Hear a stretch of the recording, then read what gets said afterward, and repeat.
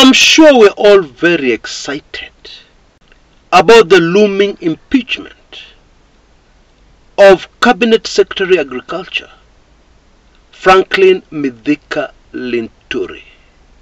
Watu wa UDA wote maliza kabisa. Those are the emotions running through Kenyans at the moment. And you know about this thing called emotions. Emotions cloud judgment. You cannot be thinking clearly while emotions are also at play. That is impossible. The human species does not work like that. So you have to replace one with the other. If you want emotions, forget about thinking. Forget about using that wonderful gadget between your ears that can think. Forget about using it and just focus on raw emotions. Now I can hear somebody saying, what's wrong with Kumekucha today? Has he been bought? He seems to be siding with UDA. It seems that he is this close to saying that Mithika Linturi should not be impeached. What's wrong with Chris? Hiyo bahasha ya pesa imefikia Chris ama kumeendaje? I can hear somebody very clearly, not even one person, many people thinking that. Well, there are many channels that will help you with your emotions. Yeah, many channels will support your emotions. There are many. But on this channel, we prefer to look at things a little deeper. And we try very hard not to be economical with the truth. Yeah, especially when we want to get a point across. Just say the truth and make your point, even if the truth weakens your point. Do you want to know the truth? Do you want to know how sick this thing is? Oh yes, it is so sick, it makes me want to throw up. If you want all that and more, things that will make you say, aye? Huh? How? If that is what you're looking for, stick around. But if you're part of the lynching mob, I will regrettably excuse you. So let's get started. And let me start with an illustration so that we're very clear right from the word go what is going on here. Now, I don't know if it is the same in Nairobi today, but in my days as a prominent mtu wa Kanairo, the advice we used to give to people who are new to the city, life-saving advice, was be very careful when you point to a thief. And this used to happen a lot in Kenya bus services buses, which were operating those days. Huge buses.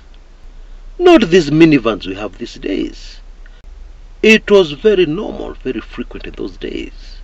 As you're trying to alight from the bus, you notice somebody is picking pockets. Unfortunately, many people who are new to Nairobi took that advice lightly. They didn't take it seriously. And some of them paid with their lives. Let me explain. In those days, these pickpockets used to move in groups. So there was one working pockets, but there were several others close by. So the minute you saw the thief and you shouted "Mwizi," you were done. Because the pickpockets had a huge advantage over you. Nobody in the crowd knew you. But that pickpocket you had pointed out had several of his friends around. And they would all turn to you and say, "Huyu ndo mwizi." And then you'd end up being lynched. And the pickpockets would get away with it. And in some cases, get away also with your life. If you want a bird's eye view of this Mithika Linturi issue, that is the perfect illustration. That is exactly what is going down. Let me be even more blunt based on information I have. The main people behind this fertilizer scandal are based, wait for this one, in State House, Nairobi. They are untouchable. And it seems the decision has been made to use Linturi as the sacrificial lamb. And it is working. Kenyans are very enthusiastic. Kenyans are crying out for blood. They want to see CS Linturi impeached. Which is okay. In fact, I support the impeachment of all Ruto CSs. All of them. So I'm not defending anybody. I am not.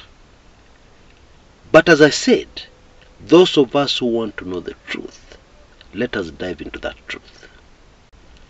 And a good place to start is with the character of the man called Franklin Mithuka Linturi. He has a terrible weakness. His weakness has finished many men right down history. However, he also has a very unique strength that is very rare right across the political divide. I constantly need to remind you, here we are dealing with the truth. Okay? Lynching, baadaye. But let us start with the weakness of the man. Well known to Kenyans. Do you remember a lady called Marianne Kaitani? What? And of course you remember the famous divorce case. But let us back up a little so that we understand this better. And so that we understand that Bwana Linturi is a favorite punching bag, a favorite fall guy within UDA.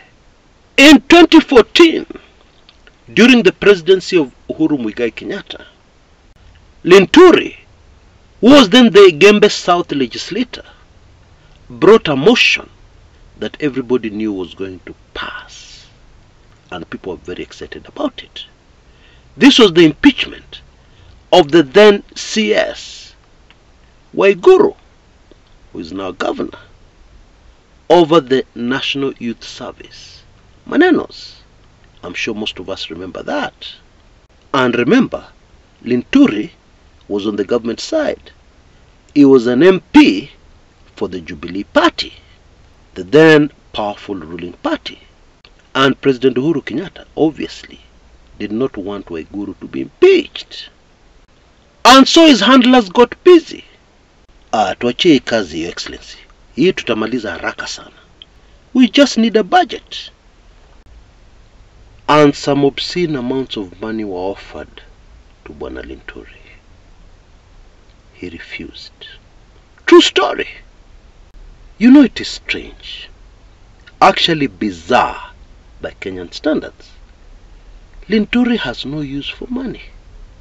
Linturi is by far the poorest cabinet secretary.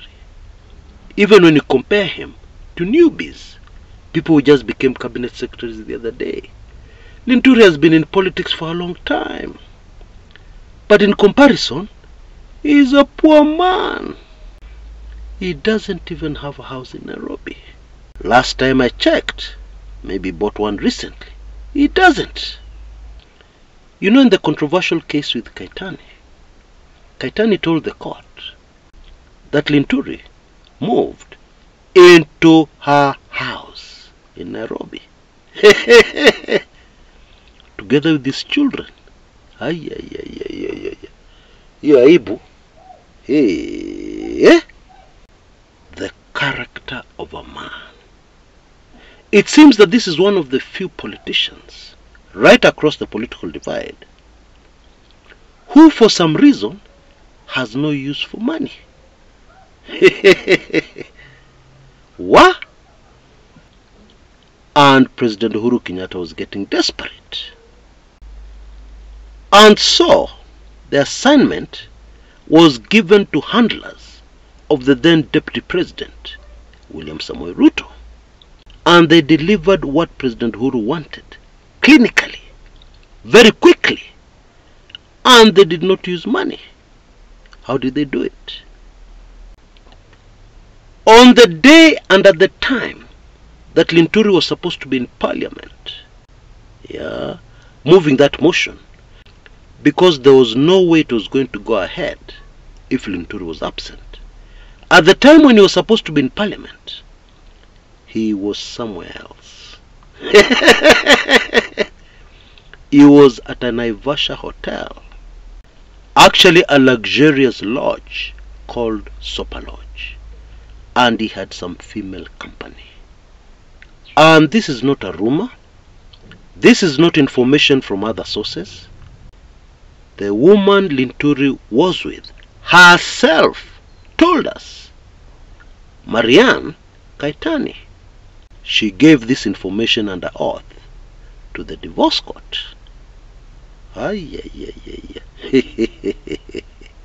What?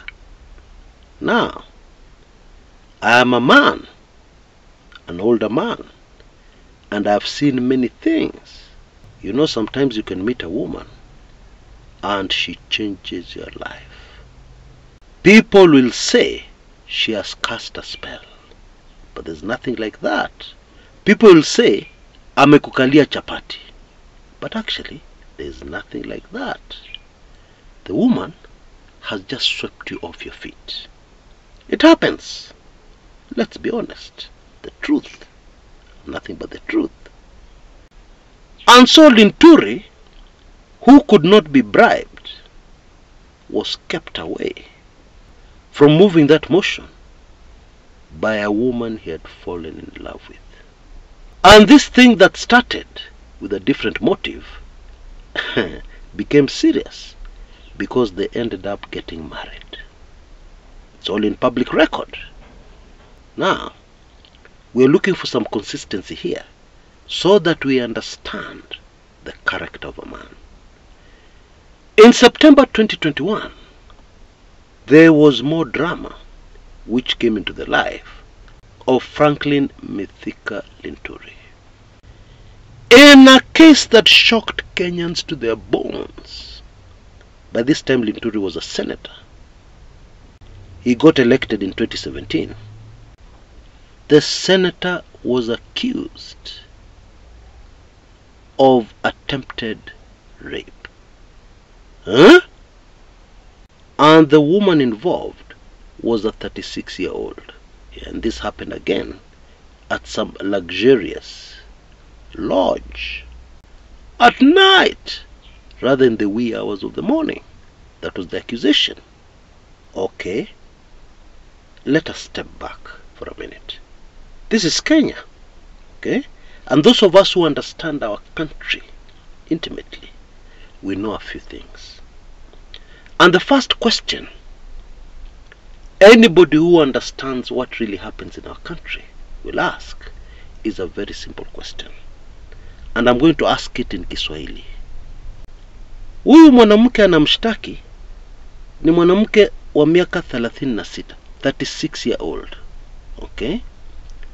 Nataka kuuliza, alipita wapi? Alipita wapi? Kwa sababu tunajua watu wa siasa wako na shida ya wanawake. Lakini wale wanawake wako na shida nao ni wasichana wadogo. Miaka 20, 18, 22. Pengine 26, haifiki 30. Kwa hivyo hao watoto wote wachanga walikuwa wameenda wapi? Ndio huyu senator akaona ule amefikisha 36. Hiyo ilifanyika aje? My sincere apologies. I know this is a family channel. There's some things we don't discuss here. Yeah, but we have to face the reality of Kenyan politics. This is what happens. Young girls, because these guys splash around money. And to make matters even more complicated, this is a man who is handsome. He's good looking, let's be honest. Especially when he decides to shave. And very clear evidence emerged that there was something wrong. when Bwana Mithika Linturi was appointed a cabinet secretary. He was actually cabinet secretary nominee, waiting for parliamentary approval. And suddenly, this case, poof, disappeared. His accuser went to court and withdrew her complaint. The court interrogated her. Are you doing this under pressure? Is somebody threatening you? No. I have done it out of my own free will. Nobody has put any pressure on me. And poof, that case was gone.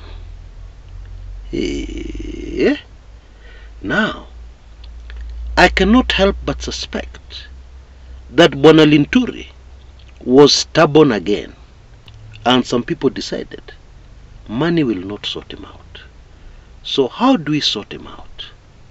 And they found the perfect solution, and they set him up. End of story. I'm sure we all know that politics is a very dirty game.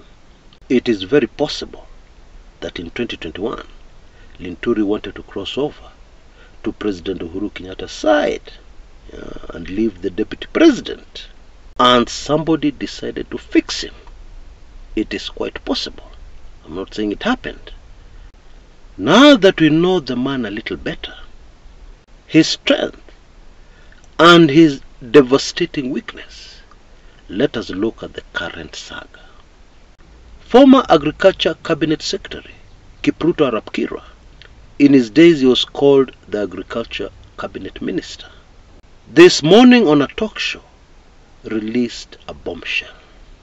He told us how these deals in the ministry are done. He revealed that many times the cabinet secretary does not even know what is happening. But that cabinet secretary has to be very careful, not to step on powerful toes. This is the long and short of what he revealed, the long and short of his bombshell. For a deal to go down like this fake fertilizer thing, there are many powerful people involved. And in most instances, the cabinet secretary is the last person you want to look at. He told us that, and he has been there. And actually, this is not breaking news. We know, we have known, those of us who understand Kenyan politics, and especially corruption in high places. We know that's not news. And even more fascinating, at a church function recently, Linturi said the following. He said, the president knows the names of all the people involved in the fertilizer scandal. And those names will be made public when the president decides. That's what Linturi said. Now it is very important to note that at the time he made these utterances, the impeachment had not started. It hadn't. Jijazie. Folks, it should be pretty obvious that Linturi is a sacrificial lamb within UDA. Now, the very interesting thing, and what we should really get excited about, to quote the famous words of James Agri Orengo, the government is starting to eat itself. The government is starting to eat its own children. And we all know the words of the wise. It is even in the good book. A kingdom divided cannot stand. Period. You can't change that. Just like you can't reinvent the wheel. It is already invented. You can't change it. It's cast in stone. And so, this thing Kenyans hate and would like gone like yesterday is going down. And it is going down very fast. Because one of the most efficient and quickest way that something gets finished is when it starts eating itself inside. Even a disease. If you get such a disease, you are done. And after all that information and all those truths, What can you say to Bwana Linturi? Well, I know what most Kenyans would say to him. Ulikuwa unafanya nini na hawa watu? Wewe ni mtu mzima. Ulikuwa unafanya nini na hawa watu? Ulikuwa na expect nini ita happen? Ulikuwa na expect nini? Let me just leave it at that, because it is crystal clear, I'm sure. And by the way, this is further confirmation that we are bang in the middle of the season of exposure. Because I have a feeling when this business is over, there is a lot we will know that we do not know at the moment. Or at least not all of us know. But by the time the dust settles, we will all know, all of us, many things that we don't know. Many things that currently are just rumors and allegations. We will know them as facts. Mark my words, my friends. Mark my words. And so, you're very much allowed to get back to your excitement over the lynching of Franklin Mithuka Linturi. Because now you're not in the dark. You know what is happening. There is a huge difference. By the way, Kaitani these days is called Honorable Mheshimiwa. She's the MP for Aldai constituency. She was elected in 2022. And therefore, she's one of the people who will be voting to decide Linturi's fate. And I will be very interested to see how she'll vote. Why? Because any woman will tell you, us men we don't see, but any woman will tell you she still has a soft spot for Bwana Linturi. Wa? Nakwambia, Kenya si hami.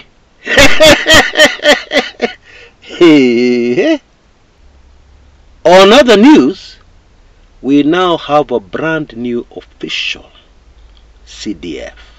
Yeah, the acting CDF is now officially our new commander of our defense forces. And he is from the Navy, as some people predicted.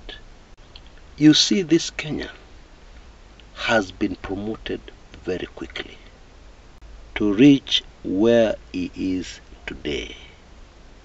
And this latest news is a confirmation of the contents of my highly sensitive, controversial special report on the Ogolla Mystery solved.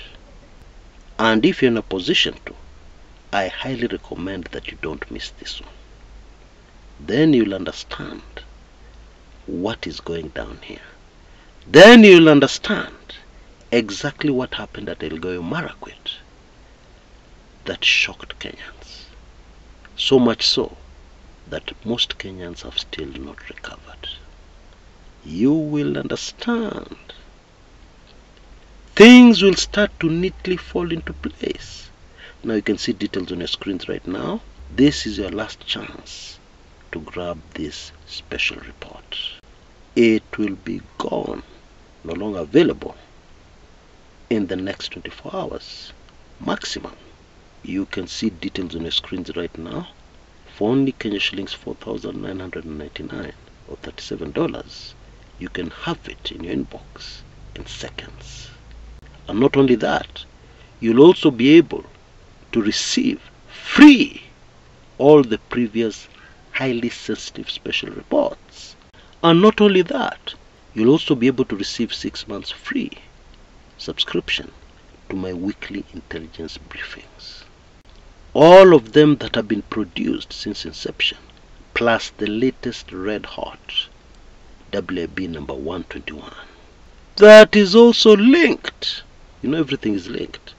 That is also linked to the Ogolla Manenos and totally understanding the Ogolla Manenos. So please, if you're able to, if you're in a position to, you need to move fast. Until next time, this is Chris Kumekucha.